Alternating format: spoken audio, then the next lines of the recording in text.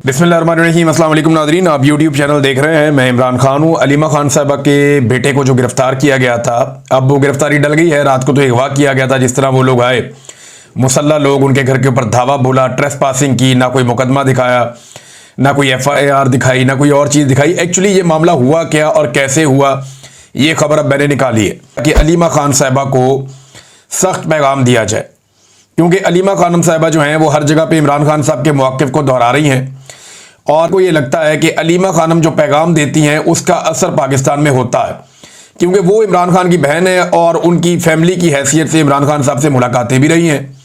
लिहाजा जो वो कहती हैं उस पर लोग बिलीव करते हैं, और जो पाकिस्तान तहरीक इंसाफ के वो लोग जिनके ज़रिए कोई चीज़ें मार्केट में लॉन्च करना चाहती हैं, अब वो चीज़ें बेअसर हो जाती हैं। मिसाल के तौर पर तहरीक इंसाफ के कुछ लोग ऐसे हैं जो से राब्ते में हैं। कोई बुरी बात नहीं है, सियासतदानों का काम ही राब्ता करना होता है, लेकिन उनके ज़रिए से बड़े तरीके से अपना बयानिया मार्केट में लॉन्च करती है। लेकिन जब भी कोई बयानिया लॉन्च किया जाता है, इमरान खान साहब की फैमिली से लोग कोई ना कोई स्टेटमेंट दे देते हैं और वो सारा का सारा बयानिया जो है वो दबड़दूस हो जाता है, फारिग हो जाता है। इसीलिए जो है वो बुशरा बीबी को भी जेल के अंदर रखा गया, बार बार इमरान खान की बहनों को भी गिरफ्तार किया गया, लेकिन इम्पैक्ट बहुत बड़ा आता है।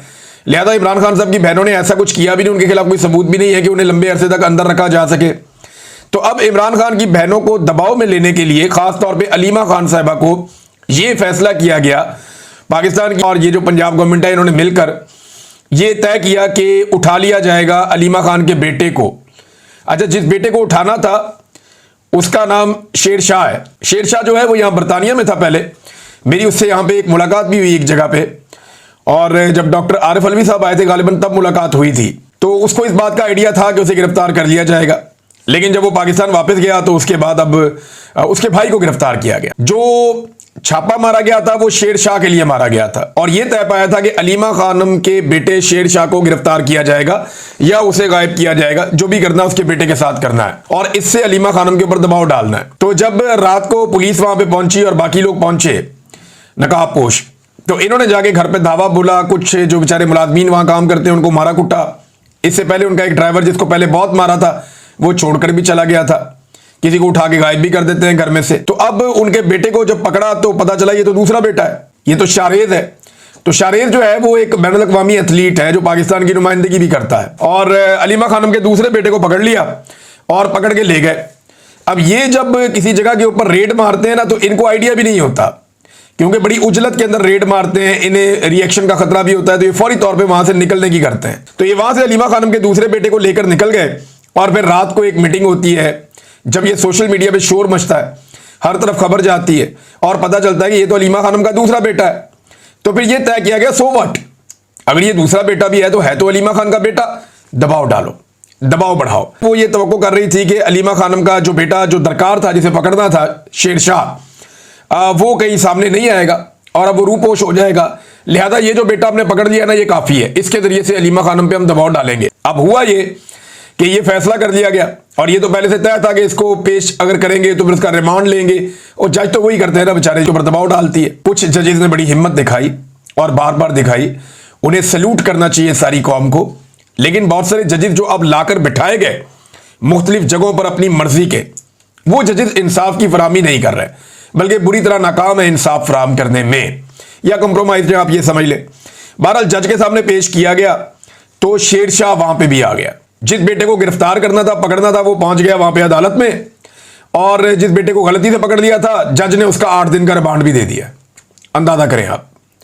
तो ये जो 8 दिन का रिमांड हुआ है, इसमें जज साहब को बताया गया कि जनाब ये तो नौजवान यहां पे था ही नहीं, ना इसका सियासत से कोई ताल्लुक है, ना ये अपने मामू की सियासत के अंदर किसी किस्म का कोई इंटरफेयर करता है, ना ये उनके साथ रहता है। तो ये जो बेटा है अलीमा खान का बड़ा वाला शारेज, ये 6 मई से लेकर 13 मई तक चित्राल में था, यानी 6 से 13 मई तक ये नौजवान चित्राल में था। ये उधर था ही नहीं, ये लाहौर में था ही नहीं जहां पे इस पे मुकदमा दर्ज किया गया। तो जज ने कहा ठीक है जी, आपका मौकिफ आ गया, वकला ने बताया कि यहां पे नहीं था, लेकिन ये अब पुलिस तय करेगी कि ये था या नहीं, लिहाजा मैं 8 दिन का रिमांड दे रहा हूं। ऐसे मामलात में जज सिंपल ये करते हैं कि मुलजिम को जमानत दे देते हैं और उसको बाउंड कर देते हैं कि आपने पुलिस के साथ शामिल तफ्तीश होना है। 27 महीने तक ये बंदा इधर ही था। अलीमा खानम का ये बेटा 27 महीने तक इधर ही था। कभी अलीमा खानम की गाड़ी भी चला लेता है, कभी उनके साथ आता जाता भी है, उनको हेल्प आउट भी करता है, कभी कोई सामान छोड़ने भी चला जाता है। इसको 1-2 दफा देखा भी गया है, लेकिन ये सिर्फ अपनी मां की हेल्प की हद तक था। इसका सियासत से कोई ताल्लुक नहीं। 27 महीने अलीमा खानम का ये बेटा यही था। 27 महीने किसी कानून नाफिज करने वाले इदारे को कोई ख्याल नहीं आया। ये सबके सामने था, जज ने ये सवाल भी नहीं पूछा। 27 माह के बाद एक बंदे को पकड़ा जो 27 माह कहीं भी भाग के नहीं गया, और जज ने उसका 8 दिन का रिमांड दे दिया, ये कह करके ठीक है जी, अगर नहीं भी था शहर में तो चलो पुलिस तसल्ली कर ले, अपनी तफ्तीश कर ले। और भाई तफ्तीश तो एक बंदे को आप जमानत दे दें उसके बाद भी हो जाती है, शामिल तफ्तीश हो जाता है वो बंदा। तो ये जज साहब ने ज्यादती की, और ये सिर्फ एक सेट पैटर्न है, ये एक तरीका वारदात है जिसके जरिए से अलीमा खानम के ऊपर अब दबाव डालना है। देखिए ये फैसला कर लेते हैं ना बादशाह सलामत, या फैसला कर लेती है मलका आलिया या कोई टिकटॉकर शहजादी, तो फिर ये बंदा पकड़ लेते हैं, बाद में सोचते हैं बंदे का करना क्या है। अब वो जो बेटा जिसको गिरफ्तार करना था, जिसका नाम शेरशाह है, वो पहुंच गया अदालत में। जब वो वहां से निकला तो उसका ताकुब शुरू कर दिया गया।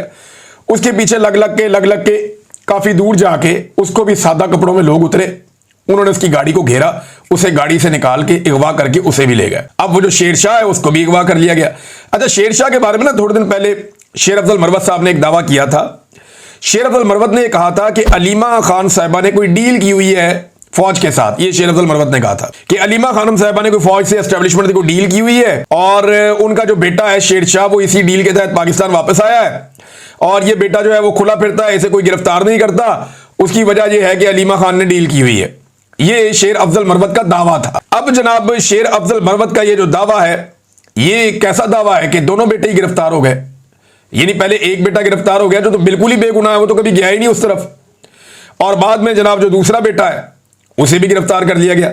ये इंतहाई अफसोसनाक सूरत हाल है। एक खातून को दबाव में डालने के लिए ये सब कुछ किया जा रहा है जिसकी आइन में और कानून में किसी किस्म की कोई गुंजाइश नहीं है। ये है क्या? देखिए अलीमा खानम ने भी यही कहा और बाकी लोग भी यही बात कर रहे हैं। मेरी कई सहाफियों से बात हुई, वकला से बात हुई, तो उनका यह कहना कि ऐसा लगता है कि सिस्टम वो इस वक्त घबराहट का शिकार और बुखलाहट का शिकार है। एक ऐसी फ्रस्ट्रेशन है जिसमें उन्हें समझ नहीं आ रही वो करे क्या, तो वो ताकत का अंधाधुंध इस्तेमाल कर रहे हैं।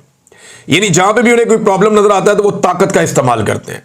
26 नवंबर पे लोग एहतजाज करने आ रहे हैं, कोई बातचीत नहीं, मारो गोलियां, ताकत का इस्तेमाल करते हैं। इमरान खान को जेल में रखा हुआ है, कोई मुकदमा नहीं, कोई चक्कर नहीं, ताकत का इस्तेमाल कर रहे हैं। पाकिस्तान तहरीक इंसाफ की चादर और चारदीवारी का तकद्दुस पामाल, ताकत का इस्तेमाल हो रहा है। अलीमा खानम साहबा बाहर आके बात करती हैं, इमरान खान साहब का पैगाम पहुंचाती हैं, तो उनके दोनों बेटों को उठाकर अगवा कर लिया गया। एक के ऊपर अब मुकदमा डाल दिया गया, दूसरे का भी कुछ पता नहीं है, ताकत का इस्तेमाल कर रहे हैं। तो हर जगह पे पाकिस्तान तहरीक इंसाफ के खिलाफ हो या पाकिस्तान की आवाम के खिलाफ हो, पाकिस्तान की मिलिट्री सिर्फ ताकत का इस्तेमाल कर रही है। दिमाग ऐसा लगता है इनका काम करना बंद कर गया है। वैसे भी मोटी खोपड़ी है, इसमें बात जल्दी घुसती नहीं है। पाकिस्तान की हालत इन्होंने क्या कर दी है, अगर इनका दिमाग काम करता होता तो आज पाकिस्तान की ये हालत ना होती। बहरहाल ये एक फ्रस्ट्रेशन है, एक कमजोरी है जो अब साफ साफ दिखाई दे रही है कि कानून और आइन के दायरे से बाहर ये पाकिस्तान को डील कर रहे हैं, पाकिस्तान की मिलिट्री एस्टेब्लिशमेंट और दीगर इदारे। और याद रखिएगा कि अगर ये वक्त निकल गया ना, तो जो आप गलतियां कर रहे हैं इसके बाद आपके पास कोई बहाना भी नहीं बचेगा। और ये बात मेरी आप संभाल के रख लीजिएगा कि आपके पास वाकई कोई बहाना नहीं बचेगा, क्योंकि इमरान खान तो डट के खड़ा हुआ है, वो तो एक कदम पीछे हटने को तैयार नहीं है। इमरान खान के जो बदतरीन नकात थे, जो बात इमरान खान पे तनकीद करते थे, वो अब इमरान खान साहब की गवाहियां दे रहे हैं। मैं आपको एक गवाही सुनाता हूं। यहां मैंने वो अली अहमद कुर्स साहब को सुना, उन्होंने जो इमरान खान साहब के बारे में अल्फाज बोले वो मैं अभी आपको सुना देता हूं। लेकिन अंसार अब्बासी साहब ने, जर्नलिस्ट हैं, उन्होंने एक पैगाम पहुंचाया है। यानी अब हमारे कुछ सहाफी जो है ना वो पैगाम पहुंचाने का काम करते हैं। वो ये बताते हैं कि जनाब अब ये हो जाएगा, वो हो जाएगा, तो वो पैगाम रसानी का एक तरह से काम कर रहे हैं। पैगाम पहुंचाया कि जनाब इमरान खान साहब जेल से बाहर नहीं आएंगे, और उसकी वजह वो ये बताते हैं कि जो इस्लामाबाद हाई कोर्ट है वहां पे अपील नहीं लगेगी इमरान खान साहब। अंदाजा करें आप, ये पाकिस्तान की जर्नलिज्म है। बजाय इसके कि ये कहा जाए कि कानून और आइन के मुताबिक अपील लगनी चाहिए, इंसाफ होना चाहिए, बल्कि ये कहा जा रहा है कि जनाब मुझे लगता है कि अपील नहीं लगेगी इमरान खान साहब की, क्योंकि और भी बहुत सारी अपीलें पेंडिंग है। तो भाई पेंडिंग तो बेशुमार हैं, लेकिन जो अहम कौमी मामलात होते हैं या जो अहम मामलात होते हैं उनकी अपीलें तो फौरी तौर पे लगती हैं और उनमें तो ताखीर हो नहीं सकती। लिहाजा इमरान खान साहब के मामले में पूरा पाकिस्तान सूली पर टंगा हुआ है, हर चीज एक जगह पे अटकी हुई है, हालात आपके सामने हैं, और अपील नहीं लगेगी सिर्फ इसलिए कि इस्लामाबाद हाई कोर्ट के अंदर अपनी मर्जी का जज ला के बिठा दिया है। यह है नाजरीन अब तक की सूरत हाल। ये अब आप सुने जरा अली अहमद कुर्द साहब इमरान खान साहब के बारे में क्या कह रहे हैं। ये इमरान खान साहब पे सख्त तनकीद करते रहे हैं, लेकिन इस वक्त वही इमरान खान एस्टेब्लिशमेंट के सामने ऐसे डटकर खड़ा है कि कोई और लीडर खड़ा नहीं हो पाया। ये सुने अली अहमद कुर्द साहब जो बड़ी तनकीद करते रहे हैं, वो अब क्या कह रहे हैं। मेरे नजदीक इस मुल्क में अगर कोई वाकई जेन्युइन अगर कोई लीडर पैदा बहुत बहुत बहुत लंबे अरसे के बाद, वो इमरान खान है, जिसके आज भी बेल एप्लीकेशन करती है और उसका रिजल्ट कुछ नहीं निकला। सर वो माफी मांगेगा, माफी मांगे तो ये आप भूल जाए, माफी नहीं। ऐसे 10 जनरल उसके घुटने आके पकड़े हो, माफी नहीं। मैं ये मैं आपको लिख कर, मैं नहीं जानता हूँ उसको, हाथ नहीं मिला ऐसे, मगर मैं कहता हूँ नहीं, मैंने एक फिक्रा कहा है, लोगों ने इसको बड़ा वाकईतन इस मुल्क में, इस मुल्क की सियासी तारीख में बहुत बहुत अरसे के बाद एक नर का बच्चा पैदा हुआ है। एक तरफ वो नर का बच्चा इमरान खान है, उसके मुकाबले में ये सारे जनरल हैं, जनरल ये छोटे छोटे लोग। लेकिन अली अहमद कुर्द साहब भी अब मान गए हैं, बिलाखिर आहिस्ता आहिस्ता सारे मान जाएंगे अगर इमरान खान साहब डटे रहे तो। उन्होंने कहा छोटे छोटे जर्नैल हैं इमरान खान के मुकाबले में, बहुत छोटे छोटे बोने हैं, इमरान खान का मुकाबला नहीं कर सकते, वो बहुत बड़ा आदमी है। ये अली अहमद कुर्द साहब कह रहे हैं, जो एक दौर में इमरान खान साहब पे बहुत तनकीद करते रहे हैं। इमरान खान साहब ने ये ऐसे को तोहफे में नहीं मिला उन्होंने ये इज्जत अर्न की है, उन्होंने ये इज्जत कमाई है, और इज्जत कमाने के लिए उन्होंने कुर्बानी दी है। ये किसी ने प्लेट में रख के उनको इज्जत नहीं दी नवाज शरीफ की तरह कि वो पैसा खर्च करते हैं, अपने लोगों को लेकर आते हैं, उनके जरिए से बयानियां बनाते हैं, बयानियां लॉन्च किया जाता है, फिर डील कर लेते हैं। वो उस तरह नहीं है। मैंने आपको बताया था ना कि जापान के अंदर सर्दी हो गई है, मामला जो है वो किसी और तरफ चले गए हैं। जब इन्होंने जापान में एक रंगबाजी करने की कोशिश की नौसरबाजों ने, और इन्होंने जाकर जापान में ये कह दिया कि जनाब हमारी सिक्योरिटी के इश्यूज हैं, हमारा ये इशू है, हमारा वो इशू है, तो उसके बाद मैंने आपको बताया था ना कि अब ये आपको दिखाई नहीं देंगे, तब वो दिखाई भी नहीं दे रहे। यानी काफी देर हो गई है, जापान से कोई खबर नहीं आ रही कि टिकटॉकर्स वहां पे क्या कर रहे हैं, टिकटॉकर्स ने कौन सा कारनामा किया है। यानी एक दो चीजें मुझे वहां पे मेरे दोस्त हैं उन्होंने बताई। उन्होंने कहा एक तो आप गौर करें खान साहब कि कोई एक भी औरत, यहां जापान में बहुत सारी खवातीन रहती हैं पाकिस्तानी ओवरसीज, एक भी औरत इनको मिलने के लिए नहीं आई। वो ये कहते हैं कि लोग अपनी खवातीन को लाए नहीं इनसे मिलवाने के लिए, हालांकि ये खवातीन का वफद आया हुआ है, और जो लोग आए जो इनके ओहदेदारान है वो भी अपने घर की खवातीन को नहीं लेकर आए, सिर्फ वो जो बेचारे सरकारी मुलाजमीन है, उनके अमले के फैमिली है तो कोई है। 12 लोगों ने इनको रिजेक्ट किया है जापान के अंदर, और बदतरीन तरीके से इनको जापान में लोगों ने रिजेक्ट किया है। फिर इनकी हरकतें आप चेक करें, क्योंकि पाकिस्तान में ये ऐसे ही करते हैं ना, जाके दस्ते शफकत रख दिया फलाने के हाथ पे, ये कर दिया वो कर दिया। हालांकि गरीब आदमी का पैसा है जिसको नचोड़ के ये अमीर बने हुए हैं, गरीबों के पैसों में इन्होंने बैरून मुल्क जायदादें बना ली हैं, गरीब मुल्क के अमीर तरीन हुक्मरान है ये। वहां गए जापान के एक स्कूल में ले गए, अच्छा वहां कोई भी दौरा कर सकता है स्कूल का, अगर आप चाहें ना कि स्कूल आप देखना चाहते हैं तो आपको स्कूल का वो दौरा करवा सकते हैं। तो इन्होंने भी रिक्वेस्ट की है, पहुंच गए स्कूल में, वहां जाके उधर अलाउड नहीं है कि आप बच्चे को टच करें, आप किसी बच्चे को वहां पे टच नहीं कर सकते, हाथ नहीं लगा सकते। तो इनकी आप पता नहीं क्या ज़हनी मरीज लोग हैं, वहां जाके बच्चों के सर पकड़ रही, उनको टच कर रही, और वो बच्चे ने जिसको टच किया उसने मुड़ के भी नहीं देखा। अच्छा जापानी, मुझे अब पता चला कि वो कौम इतनी समझदार है कि वो छोटे बच्चे भी नौसरबाजों को पहचान जाते हैं। उनके बच्चों ने भी इनको मुंह नहीं लगाया, बड़ों ने तो नहीं लगाया, चलिए उनके वजीर आजम नहीं मिले, उनका जो उनके हेड ऑफ द स्टेट्स हैं वो उनके नहीं मिले, कोई बड़े अहम वज़रा उनको नहीं मिले, हुकूमत ने इनको बिल्कुल घास नहीं डाली, इनको मुंह नहीं लगाया। चलिए ये तो मानने वाली बात है कि जापानियों ने, जो समझदार बड़े पढ़े लिखे जापानी हैं, उन्होंने इनको मुंह नहीं लगाया, ये तो बात समझ आती है। लेकिन बच्चों ने भी मुंह नहीं लगाया, इसीलिए जापान आज दुनिया के नंबर 1 मुल्कों के अंदर खड़ा है, और वो इतनी तरक्की कर गया है कि उनके बच्चों को भी ये बात समझ आ गई है कि नौसरबाज कौन है और अवामी लीडर कौन है। हद होगी वैसे, ये इनकी नादरीन इस वक्त सूरत हाल है। और पाकिस्तान में इन्होंने ये कर छोड़ा है कि 54 साल के बाद यूटिलिटी स्टोर्स बिल आखिर खत्म कर दिए, काबीना ने इसकी मंजूरी दे दी है, और 27वीं आईनी तरमीम के जरिए से सूबों के हकूक पे डाका डालने की तैयारी मुकम्मल हो चुकी है।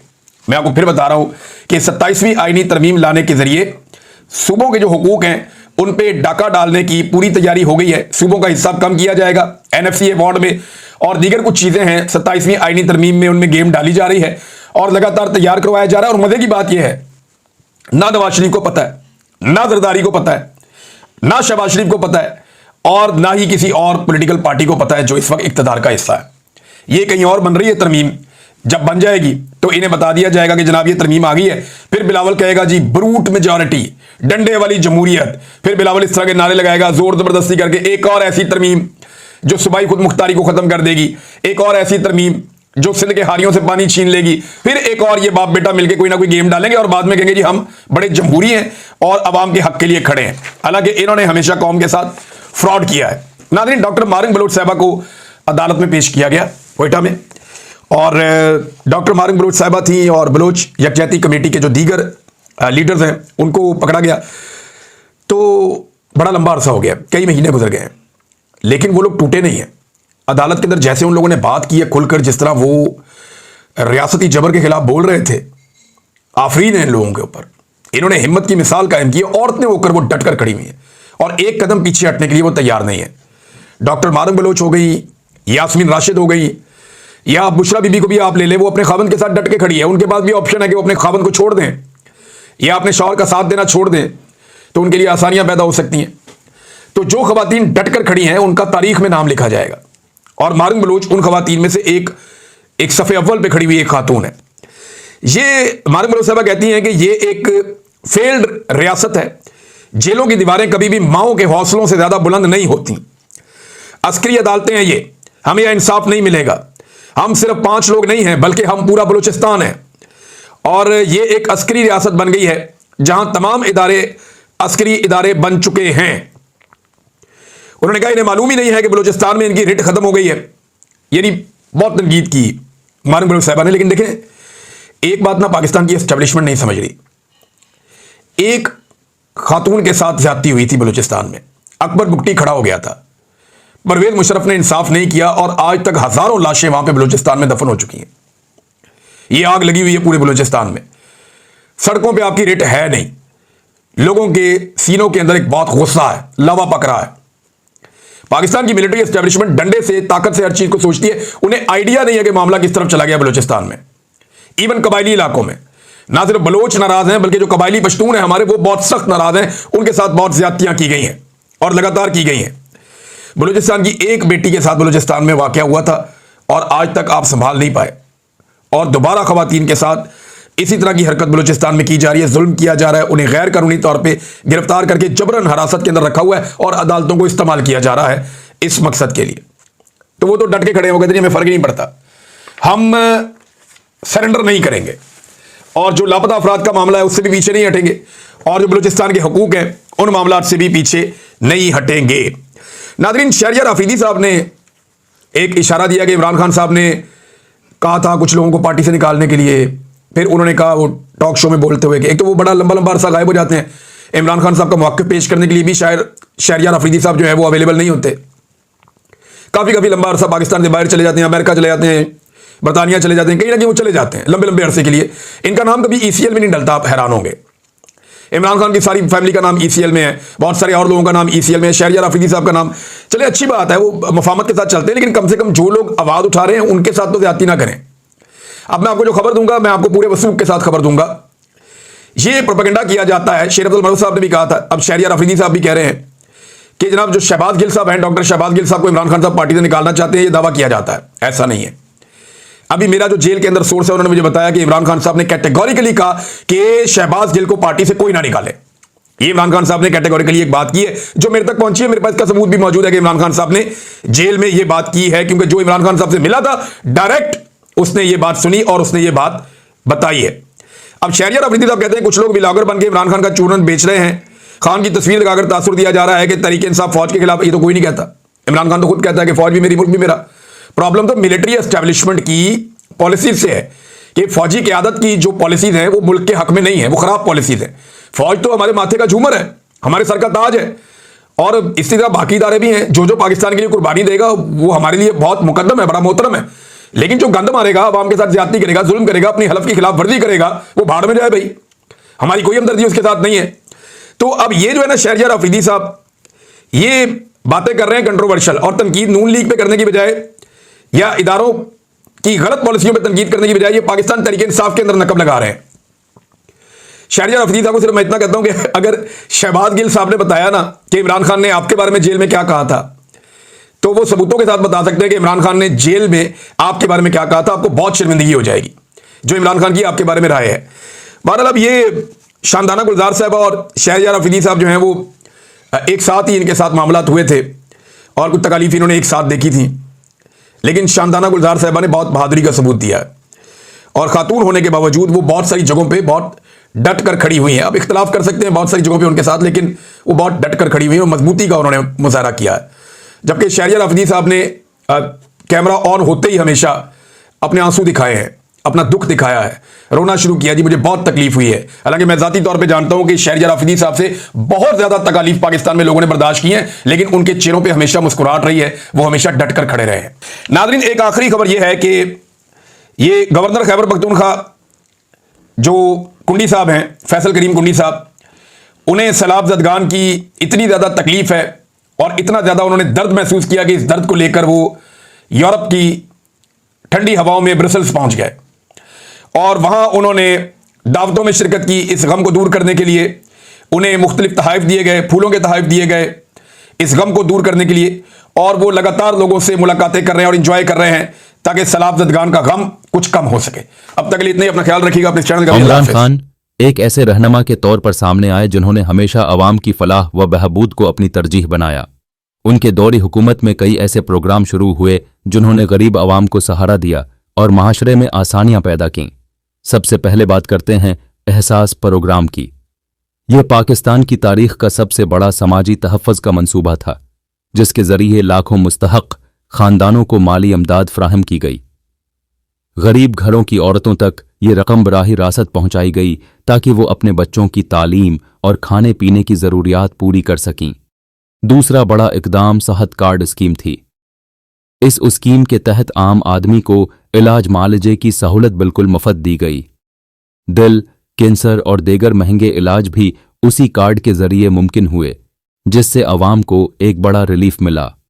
नया पाकिस्तान हाउसिंग मंसूबा भी इमरान खान की काविश थी, जिसके जरिए कम आमदनी वाले अफराद को अपना घर बनाने का मौका मिला। इस मंसूबे ने न सिर्फ रोजगार के मौके पैदा किए बल्कि हजारों खानदानों के ख्वाब को हकीकत में बदल दिया। तालीम के शाबे में भी इमरान खान ने असलाहात की। यकसां नसाबी तालीम का नफाज उनका बड़ा कारनामा था ताकि गरीब और अमीर के बच्चों को एक ही मायार की तालीम मिल सके। उसके अलावा यूनिवर्सिटियों और स्कॉलरशिप प्रोग्राम्स में इजाफा किया गया ताकि नौजवानों को आगे बढ़ने के ज़्यादा मौका मिलें।